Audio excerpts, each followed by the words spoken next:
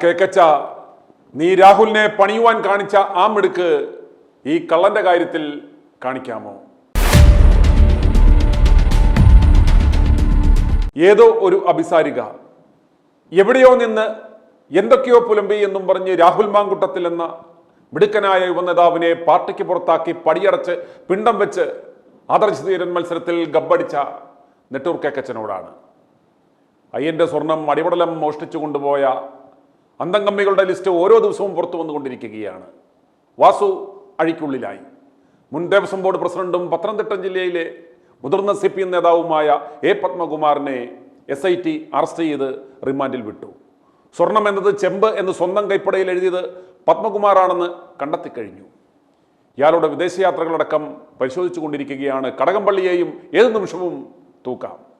പക്ഷേ പത്മകുമാറിനെ പാർട്ടി ഇതുവരെ തള്ളിപ്പറയുകയോ പാർട്ടിയിൽ നിന്ന് പുറത്താക്കുന്നത് പോട്ടെ ഒന്ന് സസ്പെൻഡ് ചെയ്യുക പോലും ചെയ്തിട്ടില്ല. രാഹുലിനെ കേട്ട പാതി കേൾക്കാത്ത പാതി പാർട്ടിയിൽ നിന്ന് പുറത്താക്കുക മാത്രമല്ല MLA സ്ഥാനവും കൂടി രാജിവെപ്പിക്കുവാൻ ശ്രമിച്ച ഈ നാറിക്ക് ഇപ്പോൾ പ്രതികരണശേഷി നഷ്ടപ്പെട്ടിരിക്കുകയാണ്. ഇതുകൊണ്ടാണ് നിന്റെ വായിൽ പഴമാണോ കേക്കച്ച എന്ന് ജനങ്ങൾ ചോദിക്കുന്നത്. ഒന്നാം പിണറായി സർക്കാരിൽ മന്ത്രിയായിരുന്ന EP ജയരാജനെതിരെ ബന്ധുനിയമന വിവാദമുണ്ടായപ്പോൾ ഒരു അന്വേഷണത്തിനും മുതിരാതെയാണ് മന്ത്രിസഭയിൽ നിന്ന് പുറത്താക്കിയത്. AK ശശീന്ദ്രനെതിരെ മംഗളം ചാനൽ പുറത്തുവിട്ട തേൻകണി വാർത്തയിലും യാതൊരു അന്വേഷണവും നടത്താതെയായിരുന്നു നടപടി. എന്നാൽ ഇതിനേക്കാളെല്ലാം സർക്കാരിനും പാർട്ടിക്കും കനത്ത നാണക്കേടുണ്ടാക്കിയ ഈ തെരഞ്ഞെടുപ്പ് സമയത്ത് ബാധ്യതയായി മാറിയ അത്രയൊന്നും തലപ്പൊക്കമില്ലാത്ത ഒരു നേതാവിനെതിരെ നടപടിയെടുക്കുവാൻ മടിക്കുന്നതിൻ്റെ കാരണം പാർട്ടി അണികൾക്ക് പോലും മനസ്സിലാകുന്നില്ല എന്നിടത്താണ് പല നെറ്റുകളും ചുളിയുന്നത്, ഒപ്പം പലവിധ വ്യാഖ്യാനങ്ങൾ ഉണ്ടാവുന്നതും. അപ്പോഴും കേക്കച്ചൻ്റെ വായിൽ പഴവും തിരികിയിരിക്കുകയാണ്. വല്ല രാഹുലായിരുന്നുവെങ്കിൽ ഞാൻ നോക്കാമായിരുന്നു എന്ന ഭാവത്തിൽ. ഇവിടെയാണ് തുടക്കത്തിൽ ഞാൻ പറഞ്ഞ ഉടയാത്ത ഖദർമിട്ട് നടക്കുന്ന ഈ ആഭാസന്റെ പ്രവർത്തനങ്ങളെ നാം വിലയിരുത്തേണ്ടുന്നത്. രാഹുലിനെതിരെ വ്യാജ ആരോപണങ്ങൾ പടച്ചുവിട്ട നടപടിയെടുത്തിട്ട് 100 ദിനങ്ങൾ പിന്നിടുന്നു. ഇതുവരെ ഒരു പരാതിക്കാരോ തെളിവുകളോ ഇല്ല. എന്തിന് ആരോപണം ഉന്നയിച്ചവർ പോലും കാണാനില്ല. എന്നിട്ടും രാഹുലിനെ പാർട്ടിയുടെ പ്രാഥമിക അംഗത്വത്തിൽ നിന്ന് പുറത്താക്കി നിർത്തിയിരിക്കുകയാണ്. നെട്ടൂർ കേക്കച്ചൻ്റെ വെപ്പാട്ടിയെ ഇറക്കി നടത്തിയ ഒരു തേൻകണിയായിരുന്നു ഇതെന്ന് ഇതിനോടകം ജനങ്ങൾ മനസ്സിലാക്കി കഴിഞ്ഞു. ഇടതു വലതു പാർട്ടിയിൽ ആഭാസന്മാരുടെയും പെണ്ണുപിടിയന്മാരുടെയും ഒരു ഘോഷയാത്രയ്ക്കുള്ള ആളുണ്ടെന്നിരിക്കെ സ്വർണ്ണക്കൊള്ളയിൽ സ്പെഷ്യൽ ഇൻവെസ്റ്റിഗേഷൻ ടീം കമ്മിക്കൊള്ളക്കാരന്മാരെ അറസ്റ്റ് ചെയ്തിട്ടും ഒരൊറ്റ തീവട്ടികളെ പോലും പാർട്ടി പുറത്താക്കാതെ ചേർത്ത് നിർത്തി സംരക്ഷിക്കുന്നു. ഇന്നലെ ഗോവിന്ദൻ പറഞ്ഞത് അറസ്റ്റല്ല ചെയ്തിട്ടുള്ളൂ, കോടതി വിധിയൊന്നും വന്നിട്ടില്ലല്ലോ എന്ന്. ഇവന്മാരാണ് രാഹുലിനെ പുറകെ നടന്ന് വേട്ടയാടുന്നത് എന്ന് മനസ്സിലാക്കണം. അതിന് അവസരം ഒരുക്കി കൊടുത്തതോ താരകപ്പെണ്ണിനെ ഭോഗിച്ച ആ കേക്കച്ചൻ, ആ പഴയ മണി ചെയ്തട്ടിപ്പുകാരൻ സന്തോഷ് മാധവന്റെ ബിനാമി. ഇവന്റെ ഈ നെട്ടൂർ കേക്കച്ചനും മുഖംമൂടി വലിച്ചു കീറുവാനാണ് ഞങ്ങൾ മിഷൻ 60ക്ക് ശേഷം മിഷൻ 250 ആരംഭിച്ചത്. കേക്കച്ച നാണം കെട്ട് നാറി നിൽക്കുമ്പോഴും രാഹുലിനെ തിരികെ എടുക്കുന്നില്ല. രാഹുലിന് പകരം യൂത്ത് കോൺഗ്രസ് അധ്യക്ഷ സ്ഥാനത്തേക്ക് 4 മരവാഴകളെ എടുത്തിട്ട് എന്തായി ഇപ്പോൾ? അവന്മാരുടെ ശബ്ദം പോലും കേൾക്കുവാനുണ്ടോ? എന്നാൽ രാഹുൽ ഉണ്ടായിരുന്നുവെങ്കിൽ ഈ സ്വർണ്ണക്കൊള്ള വിഷയത്തിൽ അന്തംകമ്മികളുടെ അടിവേര് അവനിളക്കിയേനെ. അത് ഉണ്ടാകാതിരിക്കുവാനാണ് കേക്കച്ചൻ രാഹുലിനെ തീർക്കുവാൻ നോക്കുന്നത്. ശബരിമല കൊള്ളയിൽ അറസ്റ്റുകൾ നടന്നിട്ടും ഇത്രയും തട്ടിപ്പുകൾ പുറത്തു വന്നിട്ടും പ്രതിപക്ഷ സ്ഥാനത്തിരിക്കുന്ന ഈ മുതുവാഴ്, ഈ മോഴ നെട്ടൂർ കേക്കച്ചൻ ഇതുവരെ എന്ത് ചെയ്യുവാൻ സാധിച്ചു? നല്ലൊരു സമരം പോലും ചെയ്യുവാൻ സാധിച്ചോ ഈ പാഴിന്? ഇല്ല. അതേസമയം യൂട്യൂബ് ചാനലുകൾക്ക് പണം കൊടുത്തിവൻ PR നടത്തിക്കൊണ്ടിരിക്കുകയാണ്. ഞങ്ങൾ വരും എന്നും പറഞ്ഞു. നാണമില്ലടാ കേക്കച്ച നിനക്ക്? തീവട്ടിക്കൊള്ളയിൽ മനമെടുത്ത് അന്തംകമ്പികളെ തൂത്തറിയുവാൻ ജനങ്ങൾ ദിവസങ്ങൾ എണ്ണിക്കാത്തിരിക്കുമ്പോൾ അതിൻ്റെ ക്രെഡിറ്റ് എടുക്കുവാൻ നടക്കുന്ന ഈ 8കാലി മമ്മൂഞ്ഞിനെ ജനങ്ങൾ തിരിച്ചറിയണം, അറിഞ്ഞു തോൽപ്പിക്കണം. ജനങ്ങൾ ഈ വൃത്തികെട്ടവനെ തിരിച്ചറിയണം, ഇവനെ പറവൂരിൽ അറിഞ്ഞു തോൽപ്പിക്കണം. മിഷൻ 250യുടെ 40ാം ദിനമായി എന്ന് ജനങ്ങൾ ഈ കേക്കച്ചനോട് ചോദിക്കുന്നത്, നാണവും മാനവും കെട്ട ഒതുക്കീസ നെട്ടൂർ കേക്കച്ച, ഏതോ അഭിസാരികൾ പറയുന്നത് കേട്ട് രാഹുലിനെതിരെ നടപടിയെടുക്കുവാൻ നീ കാണിച്ച ആ ആവേശം, അതിൻ്റെ 100ൽ 1 അംശം ശബരിമലയിൽ അയ്യന്റെ സ്വർണം മോഷ്ടിച്ചവന്മാർക്കെതിരെ ഒന്ന് പ്രതികരിക്കുവാൻ, അവരെ പാർട്ടിയിൽ നിന്ന് പുറത്താക്കുവാൻ നിനക്ക് സാധിക്കുമോ എന്നാണ്. രാഹുലിന് പകരം നീ എടുത്തു വെച്ച ആ മണവും ഗുണവുമില്ലാത്ത ആ 4 മുഴകളെ ഇറക്കി പ്രതിഷേധ സമരം നടത്തി ഒന്ന് വിജയിപ്പിച്ച് കാണിക്കാമോ എന്ന്. എതിർക്കുന്നവരെ ഒതുക്കുന്ന, വിമർശിക്കുന്നവർക്ക് കൊട്ടേഷൻ കൊടുക്കുന്ന ശേഷിയില്ലാത്ത നീ രാഹുലിനെ നശിപ്പിക്കുവാൻ നോക്കിയതിന് ജനങ്ങൾ കണക്ക് ചോദിക്കും തീർച്ച. ബീഹാർ തെരഞ്ഞെടുപ്പിൽ 3G ആയപ്പോൾ KC വേണുഗോപാലിൻ്റെ കഥ കഴിഞ്ഞു എന്ന് നീ പ്രചരിപ്പിച്ചു. കേരളത്തിൽ ഇനി KC കാലുകുത്തില്ല എന്ന് പറഞ്ഞു. PV അൻവർ UDF-ലേക്ക് വരുമെന്ന് കണ്ടപ്പോൾ ഒരു ഉന്നത പോലീസ് ഉദ്യോഗസ്ഥനുമായി ചേർന്ന് അൻവറിൻ്റെ വീട്ടിലും സ്ഥാപനങ്ങളിലും റെയ്ഡ് നടത്തിച്ചു. അത് കേക്കച്ചനാണെന്ന് ആരും അറിഞ്ഞില്ല എന്ന ഭാവത്തിൽ കേക്കച്ചൻ ഇരിക്കുന്നു. ഈ കുഴിപ്പുളവനെ പറവൂരിലെ ജനങ്ങൾക്ക് തീർത്ത് കളയാൻ പറ്റൂ. ഇനി മിഷൻ 250യുടെ 40ാം ദിനത്തിൽ ഞങ്ങൾക്ക് ലഭിച്ച ഒരു പ്രതികരണം കേൾക്കുക. എൻ്റെ പേര് സാബു എന്നാണ്. ഞാൻ ചോദിച്ച പാലക്കാട് MLA, പാലക്കാട് ഇപ്പോഴത്തെ നിലവിലെ MLA, അദ്ദേഹത്തെ കോൺഗ്രസിൽ നിന്ന് സസ്പെൻഡ് ചെയ്ത് നമ്മുടെ സതീശൻ, അതെന്റെ പ്രതിപക്ഷ നേതാവ് രാഹുലിനെയാണ്. അദ്ദേഹത്തിന്റെ പേരിൽ ഇപ്പൊ നിലവിലൊരു കേസുമില്ല. KPCC-ന്ന് ആയിട്ട് സസ്പെൻഡ് ചെയ്തു പാർട്ടിയിൽ നിന്നൊക്കെ. ഇവിടെ ഇപ്പൊ നിലവിൽ ശബരിമലയ്ക്ക് വേണ്ടി ഒരുപാട് കേസുള്ള ആൾക്കാരെ കിട്ടുന്നുണ്ട്. സതീശന്റെ പ്രതികരണം എന്താണെന്ന് ചോദിച്ചിട്ട്, ശബരിമല കൊള്ളയില് ഇവന്മാരുടെ കുറ്റം കണ്ടെത്തി SIT അറസ്റ്റ് ചെയ്തതും ജയിലിൽ പോയതൊന്നും ഇവൻ കണ്ടിട്ടില്ല. അത് പ്രതികരിക്കാനുള്ള ശേഷിയില്ല. സതീശൻ മറ്റവന്റെ ആളാണല്ലോ. രാവിലെ കോൺഗ്രസ്സുകാരനാണ്, ഉച്ചയ്ക്ക് കമ്മ്യൂണിസ്റ്റുകാരനാണ്, രാത്രി BJP-ക്കാരനാണ് ഇവൻ. ഈ സതീശൻ എന്ന് പറഞ്ഞവൻ കോൺഗ്രസ്സുകാരനല്ലല്ലോ. കാര്യം വിവരമില്ലാത്ത കോൺഗ്രസ്സുകാരനാണ് അവനെ പ്രതിപക്ഷ നേതാവായിട്ട് ഇരുത്തിയത്.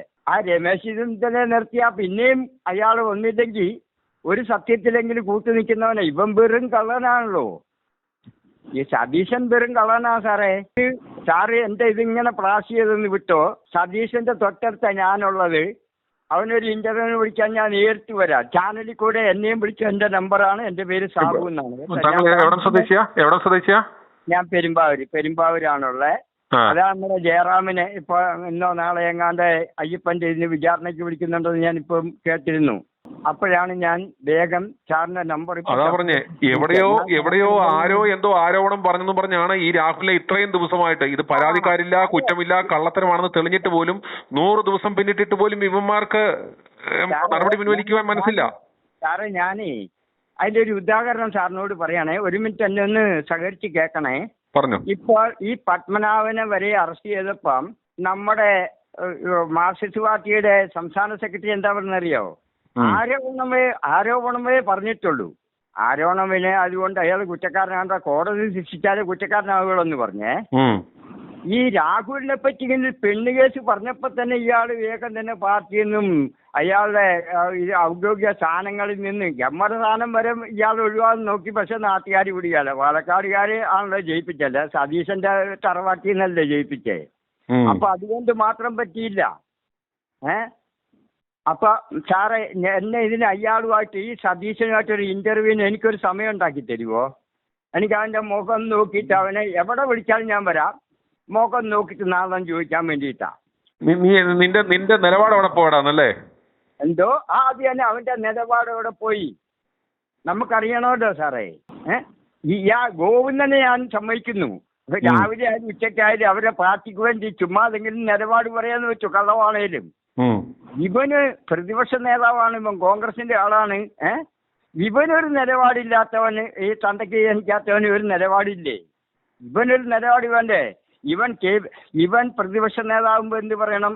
ഈ ആരോപണം ഞങ്ങൾ അന്വേഷിക്കട്ടെ, സത്യമാണെങ്കിൽ രാഹുലിനെ നമ്മൾ പാർട്ടിയിൽ നിന്നല്ല, അവനെ നമ്മൾ പൂടോത്ത് തന്നെ ഒഴിവാക്കുമെന്ന് പറഞ്ഞാൽ അതിനൊരു മര്യാദ ഉണ്ടായിരുന്നു. ഇവൻ കേൾക്കുന്നതിന് മുമ്പ് ആ പെണ്ണിപ്പം നിലവിലെവിടെയുള്ളത്? മാർക്സിസ്റ്റ് പാർട്ടിയുടെ ഏതോ ടിക്കറ്റ് മത്സരിക്കാൻ പോകുന്നുണ്ടെന്നാണ് ഞാൻ അറിഞ്ഞ അവിടെ കാണ്ടേ, എറണാകുളം ജില്ലയിൽ. അത് ഇവൻ ആ പെണ്ണിനെ കൊണ്ടുവന്ന് ഇവൻ പൈസ കൊടുത്തിട്ട് നിർത്തിയിട്ട് എന്നിട്ട് ഈ പാടി കളവനൊക്കെ ഒന്ന് മാറിക്കൊടുത്ത പിള്ളേർ കയറിയിട്ട് ഭരിച്ചാൽ കോൺഗ്രസിന്റെ അഡ്രസ് ഇല്ല. 3ാം ഭരണവും മാർക്സിസ്റ്റ് പാർട്ടി തന്നെ കൊണ്ടുപോകും. പിണറായിയോ പാർട്ടിക്കാരോ മൊത്തം കത്തോട്ടെ. ശബരിമല അയ്യപ്പനെ അല്ല, ഇപ്പൊ ഗുരുവായൂർ കെട്ടെന്ന് കേൾക്കുന്നു, ഏറ്റുമാനൂർ കെട്ടെന്ന് കേൾക്കുന്നു, വേറെ ഇവിടെ തൃപ്പുണീശ അമ്പലമില്ലേ എറണാകുളത്തുള്ള, അവിടെ എന്തോ കെട്ടെന്നൊക്കെ കേൾക്കുന്നു. എന്ത് കെട്ടാലും അവർക്ക് തന്നെ ജനവോട്ട് ചെയ്യാന്ന് വെച്ചാൽ അവരെ പറഞ്ഞ് മനസ്സിലാക്കാനും ഫലിപ്പിക്കാനും അവരുടെ ആൾക്കാർക്ക് പറ്റും. ഈ നായി കടന്നിട്ട് ചുമ്മാ ഇതാക്കിയിട്ട് കൂടെയുള്ളവനെയും കൂടെ തല്ലി ഓടിച്ചിട്ട് ഇവൻ ഇന്ത്യയുടെ പ്രധാനമന്ത്രിയാകാൻ ആഗ്രഹിക്കുന്നത്. കേരളത്തിലെ മുഖ്യമന്ത്രി ആയിട്ട് പോരെ ഇന്ത്യയുടെ പ്രധാനമന്ത്രിയാകാൻ. അത്രയ്ക്ക് ഇതാണ്. വേദോ വലിയ അഡ്വക്കറ്റ് ഹൈക്കോടതിയിലൊക്കെ പോയെന്നൊക്കെ പറഞ്ഞ് ഈ വീരില്ലാത്തവൻ സസ്പെൻഡ് ചെയ്ത് ഡിസ്മിസ് ചെയ്യണം. കുറ്റം ചെയ്ത് അതൊക്കെ ചെയ്യാം. പക്ഷെ പാർട്ടി തീരുമാനിച്ചിട്ട് പോരെ. ഇവൻ ആദ്യമേ പ്രഖ്യാപിച്ചു. കെ സുധാകരൻ വരെയും പറഞ്ഞു. സുധാകരന്റെ ഒന്നും വീടിന്റെ മുറ്റത്തോ യോഗ്യതയോ ഒന്നും ഇല്ലാത്തവനാണ് ഇവൻ. സുധാകരൻ സാറിനെ ഞാൻ നല്ലപോലെ അറിയും, പിണറായി സഖാവിനെ ഞാൻ നല്ലപോലെ അറിയും. അയാളുടെയൊക്കെ അടുത്ത വീടിന്റെ അവിടെ വരെ ഞാൻ താമസിച്ച ഒരു വ്യക്തിയാ. സാറേ ഇതൊന്ന് എനിക്കൊരു അവസരം ഉണ്ടാക്കി തരുമോ സാറേ ഈ സതീശനായിട്ട് സംസാരിക്കാൻ? കേക്കച്ചനെ അവന്റെ ഫോണിൽ നേരി വിളി. അവനെ വിളിച്ച് അവൻ എടുക്കുന്നില്ലല്ലോ. ഇവൻ എടുക്കുകയല്ലോ.